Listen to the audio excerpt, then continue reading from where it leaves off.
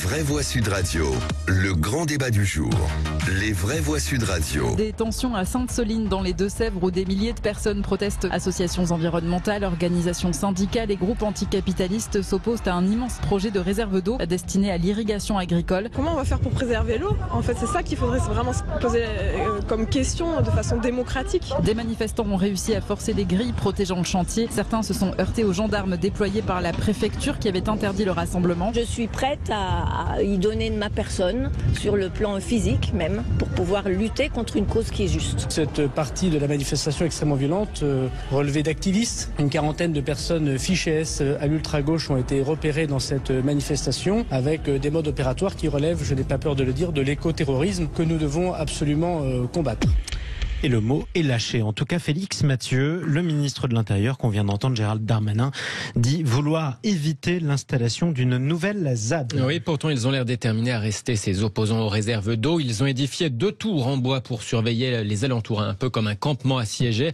Alors si eux estiment que ces bassines vont assécher les sols en captant toute l'eau au lieu de la laisser ruisseler, eh bien leurs opposants dénoncent surtout ces scènes d'affrontement avec les forces de l'ordre, ce champ piétiné, cette canalisation sectionnée. Après la journée agitée de samedi, en tout cas, une partie des militants sont restés sur place près de ce chantier interdit d'accès par environ 1500 gendarmes sur place dans les Deux-Sèvres.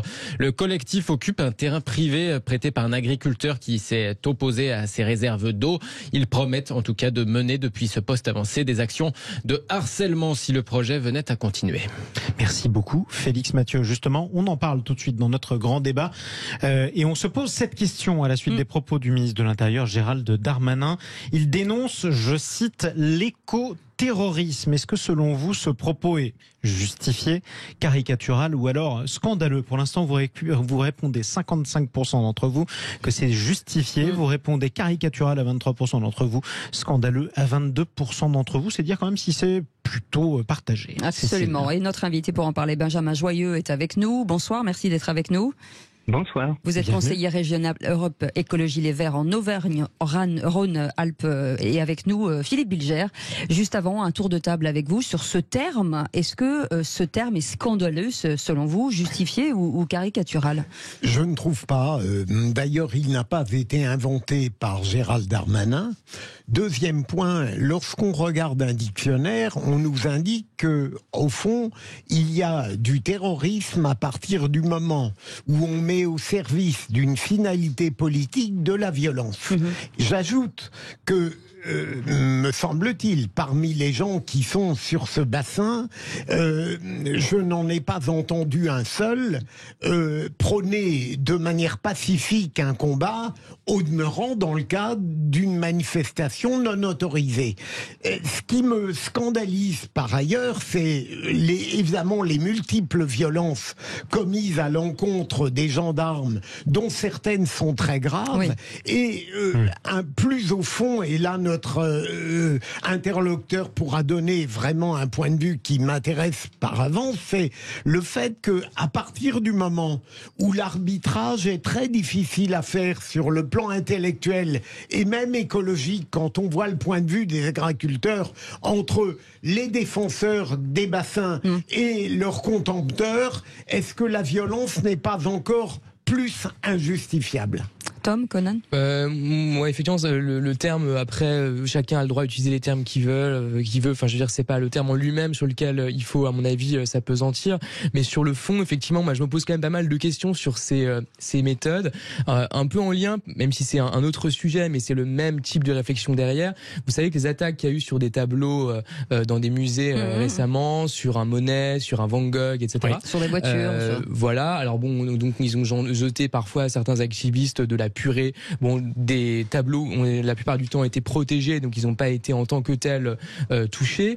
Mais bon, c'est quand même des techniques qui me semblent un peu absurdes, alors, encore plus dans le cas des tableaux, puisque justement là, je vois pas en quoi Monet ou Van Gogh ou quoi que ce soit à voir avec le réchauffement climatique et sont responsables de quoi que ce soit, même si je comprends la démarche intellectuelle. Ils disent qu'on est plus soucieux de l'art finalement que du réchauffement climatique. Mais moi, je trouve ça très choquant parce que s'attaquer en fait à l'art pour défendre une cause, fût-elle juste, ça me semble être quand même la méthode la plus plus absurde. Et ensuite, la référence historique est assez dramatique, sans faire de référence toujours aux années 30. Mais voilà. Et sur le cas précis qu'on a, en revanche, je sais pas, parce que si effectivement c'est le dernier recours, pourquoi pas? Moi, je suis toujours pour la désobéissance civile, mais la désobéissance, effectivement, ce n'est pas l'action violente. C'est un autre type d'action. Nadir Kaya. Non, moi je suis un peu scandalisé par les propos encore une fois de Monsieur Darmanin. Là aussi, il utilise deux termes qui s'opposent naturellement. Après, par rapport à ce que dit Monsieur Bilger, c'est intéressant, notamment sur le fait de se rappeler de la définition du terrorisme. Après, chacun fera sa propre définition, c'est souvent comme ça. J'ai fait, ça tombe très bien, un recueil il y a quelques années sur la définition de certains mots, parce qu'on a souvent une définition d'un mot, mais on a souvent notre interprétation et son utilisation. Si le terrorisme c'est ça, par rapport à ce que vous avez dit, Monsieur Bilger, alors la Révolution française était aussi du terrorisme. C'est clair. Si le terrorisme c'est ça, et notamment le fait de mettre de la violence par rapport à une idéologie ou par rapport à certains aspects politiques, Monsieur Macron et son gouvernement ont été des terroristes quand il y a eu les Gilets jaunes. Pour y avoir participé pendant 3-4 manifestations, j'ai vu la violence du gouvernement. Donc là aussi, de ce côté-là, on peut évoquer le terrorisme. Donc c'est très facile aujourd'hui d'amener des phrases comme ça, et c'est ce qui me désole moi de la part des politiciens, et notamment de nos gouvernants, c'est de faire toujours ces petites phrases qui vont faire en sorte que les Français s'opposent naturellement par des oppositions classiques et binaires, oui, non, contre, pour, le méchant, le gentil. De provocation. Aujourd'hui, on a besoin de nuances, on a besoin de réflexion et surtout de réponses. Et quand on voit un petit peu la politique qui est menée de Monsieur Macron et son gouvernement, et notamment de Monsieur Darmanin, c'est encore des petites phrases qui nous font perdre du temps, qui divisent les Français, qui apportent de la frustration plutôt que des solutions concrètes. Et on va poser la question à Benjamin Joyeux. Pour vous, si finalement on répond à cette question que l'on pose sur notre compte Twitter, est-ce que c'est justifié, caricatural ou scandaleux ? C'est caricatural, c'est irresponsable, et puis c'est surtout venir jeter de l'huile sur le feu, parce que évidemment que la violence, tout type de violence est condamnable. Et pour revenir à ce que disaient un de vos interlocuteurs, dans les jeunes qui manifestent, dans ces activistes, dans les mouvements climat, il y en a énormément qui ont toujours le mot non-violence à la bouche. La désobéissance civile, c'est une invention notamment du Mahatma Gandhi, donc la non-violence est très très importante pour beaucoup de ces mouvements-là. Si on revient à la manifestation de ce week-end à Sainte-Soline, je rappelle qu'il y avait beaucoup d'agriculteurs, de personnes âgées, de femmes, d'enfants, de gens qui venaient manifester de façon totalement pacifique. Et pour quelques dizaines de gens qui vont venir, en effet, s'en prendre aux forces de l'ordre, mais des forces de l'ordre. Oui, mais sur un espace qui était interdit à la manifestation quand même, je vous rappelle. Oui, et donc alors, ils étaient hors la loi, entre guillemets. On peut revenir à ce que disait le précédent interlocuteur, à la loi, justement, à la loi en tant que telle.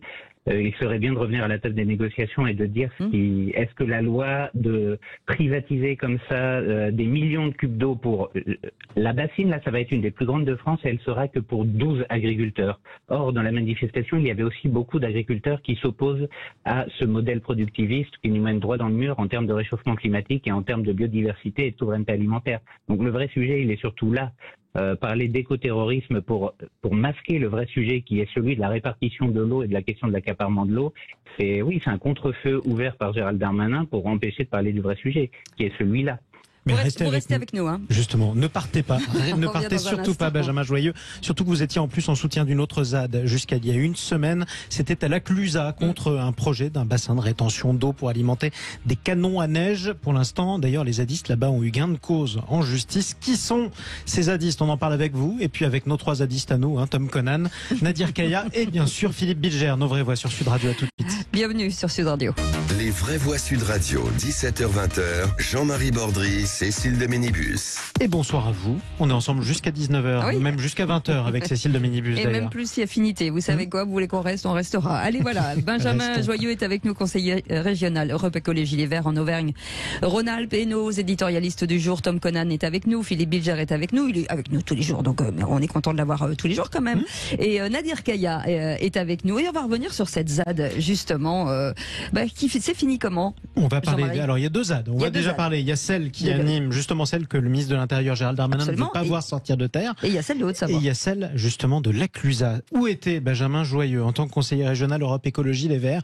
Il y a une semaine, la justice s'est prononcée. Elle a suspendu les travaux d'un aménagement d'une zone de rétention d'eau qui aurait dû permettre de stocker de l'eau pour que l'hiver, on alimente les canons à neige de la station. Il y avait beaucoup de zadistes, il y avait aussi beaucoup de manifestants, il y avait aussi beaucoup d'écologistes comme vous, Benjamin Joyeux, qui étiez sur place.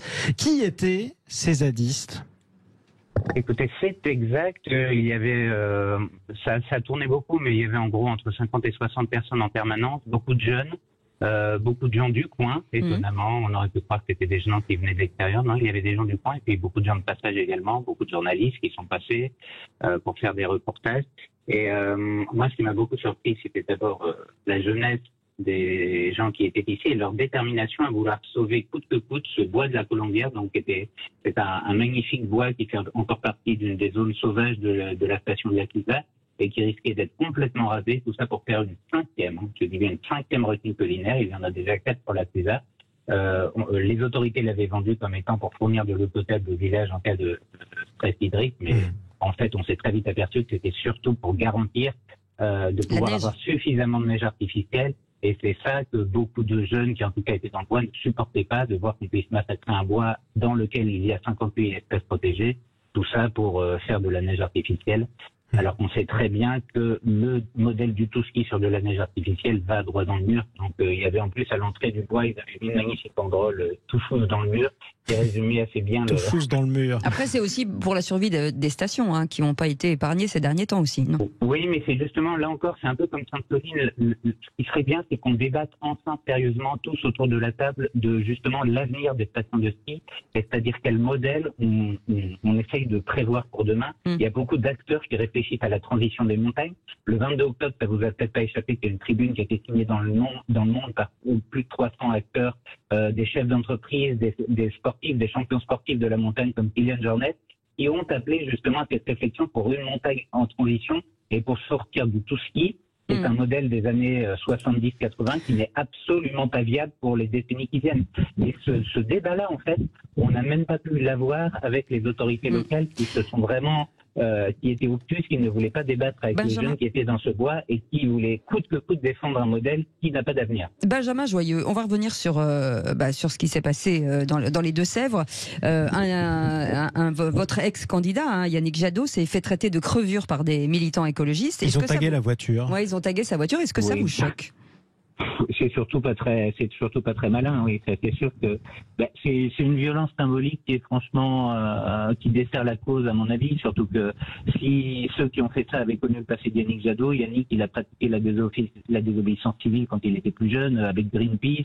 Il a travaillé en ONG au Burkina Faso, donc ceux qui croient que c'est un agent du système et pas un militant écologiste depuis longtemps se trompent. Donc c'était une erreur à mon avis. Mais de là en faire un buzz pas possible également, ça me paraît pas être à la hauteur des enjeux. Moi, ce qui m'intéresse, c'est de débattre vraiment de l'avenir de l'eau dans cette région. Oui. Je ne veux pas ruiner la réputation de Yannick Jadot en disant du bien de lui, mais je l'ai toujours beaucoup apprécié dans la mesure où il m'est toujours apparu comme un écologiste raisonnable. Mais je voudrais juste poser une question à Benjamin Joyeux. Il a dit à 2 reprises qu'ils étaient prêts au débat. Or, j'ai l'impression au contraire que le débat ne peut exister contre des contradictions qui acceptent de s'entendre et éventuellement de changer leur point de vue. Alors qu'il me semble que le point de vue écologiste, celui que vous exprimez, campe sur des positions qu'il considère comme incontestables et dont il ne veut pas discuter. Les positions que personnellement j'ai, en tout cas, et que beaucoup de gens ont à Europe Écologie Les Verts, pour ne pas dire la plupart, c'est celle de la défense des rapports du GIEC, de l'IPBES, de tous les experts sur le climat qui nous alertent depuis un demi-siècle maintenant, et qui nous disent que nous allons droit dans le mur si nous ne changeons pas drastiquement notre manière de mener les activités humaines. Donc c'est un constat scientifique sur lequel se basent les écologistes, et qui fait que quand on voit le constat... c'est pas pour rien, par exemple, qu'aujourd'hui, il y a des scientifiques qui appellent à la désobéissance civile partout sur la planète. Les gens sont très très inquiets quand ils prennent vraiment conscience de la gravité de la situation et qu'ils voient les mesures qu'on propose en face. Je veux dire, porter un pull à col roulé n'est absolument pas à la hauteur des enjeux que nous allons affronter dans les années qui viennent. On n'a plus que 2 ans pour essayer de faire quelque chose. Sinon, ça va être hors de contrôle. C'est ce que nous disent les scientifiques. Est-ce que ça veut dire, pardon, je vous coupe, Benjamin, est-ce que ça veut dire que l'urgence impose la violence pour que les gens comprennent, c'est ça ? Non, jamais. Jamais. Moi, personnellement, je suis un militant de la non-violence depuis toujours, et il est hors de question d'utiliser la violence parce que la fin est dans les moyens, tout comme l'arbre est dans la graine, comme disait Gandhi. Donc, si le chemin est pavé de violence, c'est que le chemin lui-même n'est pas bon, que le résultat ne sera pas bon. Vous êtes un sage. Ça, je veux dire, nous, même Europe Écologie Les Verts a fait tout de suite un communiqué de presse à la suite de dimanche. S'il ne vous a pas échappé dimanche soir, on a rappelé que l'écologie était par nature non violente. Donc, on est toujours ouvert au dialogue, mais il faut partir du constat que l'urgence est là, que la science établit un certain nombre de faits et qu'il faut donc prendre des mesures qui soient à la hauteur des enjeux. Ni greenwashing, ni nihilisme climatique. Ouais, effectivement, moi je pense que la logique effectivement dont il faut vraiment s'écarter, c'est la logique un peu sartrienne, conséquentialiste comme on dit, c'est-à-dire tous les moyens sont bons tant qu'ils sont efficaces. Et moi j'ai souvent des engueulades avec des amis là-dessus, parce que même si on est tout à fait d'accord sur le principe, sur le constat, sur le GIEC, etc., je rejoins parfaitement ce qu'a rappelé monsieur, pour autant voilà, tous les moyens ne sont pas bons. En effet, il y a des moyens, lorsqu'ils sont violents ou lorsqu'ils sont extrêmes, lorsqu'ils sont outranciers, lorsqu'ils sont insultants, sont à mon avis aident pas à la cause en effet. Néanmoins, c'est vrai que sur le fond, et c'est quand même ça le plus important, je pense qu'aujourd'hui l'ensemble des activités humaines, activités économiques notamment, qui ont des impacts importants dans la société, vont être jugées, vont être jaugées à l'aune effectivement de cette urgence climatique, et ça me semble pas mal. Par exemple, il y a une autre industrie qui va forcément à un moment donné subir pas mal de problèmes, je pense à l'avenir, c'est les marques de vêtements. Je pense qu'il va y avoir sans doute bientôt, j'appelle pas à ça spécialement, mais il va y avoir sans doute des attaques symboliques, j'entends, je parle pas d'attaques physiques, j'espère, contre des grandes chaînes de vêtements, des boutiques, etc., parce que leur modèle en lui-même effectivement pose question. D'ailleurs, par exemple, il y a un créateur récemment qui s'appelle Jacques Mus, qui est une marque que j'aime énormément, qui s'exprimait là-dessus sur France Inter qui était un peu interrogé sur le fond de ce problème-là. Alors lui, il a une position qui est très écologiste, justement friendly, si j'ose dire. Mais voilà, il dit aussi il y a un problème, c'est que derrière, on veut raconter de nouvelles histoires avec, en l'occurrence, des vêtements. Donc comment est-ce qu'on fait autrement sans faire du greenwashing, effectivement, et contourner le problème. Donc effectivement, on va avoir maintenant le souci à tous les échelons de la société. Le mot de la fin, Nadir Kaya. Non, moi je voulais juste rappeler que M. Macron avait fait une priorité de l'écologie. Il nous avait rappelé qu'il allait, si possible, donner un peu plus la parole aux Français par le biais de référendums, de débats. Là, on s'aperçoit que c'est pas tout à fait le cas. Moi, je me pose la question, est-ce qu'il existe encore un ministère de l'écologie en France ? Et si oui, si c'est le cas, qui est le ministre, normalement ce serait à lui de prendre les prérogatives et d'imposer une certaine logique, notamment dans les débats entre les acteurs de terrain et les scientifiques, les spécialistes. C'est vrai qu'on l'entend pas beaucoup. Là aussi, donc je me pose la question, et comme dans tous les sujets qui sont importants aujourd'hui en France, je pense que là aussi il y a un manque de réflexion, de travail, de nuances et de volonté de travailler avec les uns et les autres, notamment quand on peut avoir des idées complètement différentes. Je pense qu'elles peuvent parfois être complémentaires. Là maintenant, il faut aussi de la sagesse, il faut surtout de la réflexion et travailler avec les bonnes personnes. Merci beaucoup en tout cas d'avoir été avec nous. Merci beaucoup Benjamin Joyeux d'Europe Écologie Les Verts. Merci, conseiller régional d'Auvergne-Rhône-Alpes. Oui, absolument. Merci Philippe Bilger. Dans un instant, ce sera un coup de gueule d'un de nos auditeurs. On va revenir sur ce 110 km. Non, je vous dis une bêtise. Sur la limitation à 110 km/h. Vous avez peut-être vu cette tribune d'écologistes qui vous proposaient, des écologistes célèbres comme Yann Arthus Bertrand par exemple, qui vous proposaient de rouler volontairement, pourquoi pas à 110, justement pour aider à sauver en tout cas la planète et moins émettre de gaz à effet de serre. Tiens, qu'est-ce que vous en pensez? Vous pouvez commenter sur Twitter, vous pouvez réagir, vous nous appelez 0826 300 300. On va retrouver aussi nos vraies voix, le tour de table de nos vraies voix avec Nadir Kaya et avec Tom Conan. Restez avec nous, on est ensemble jusqu'à 19h.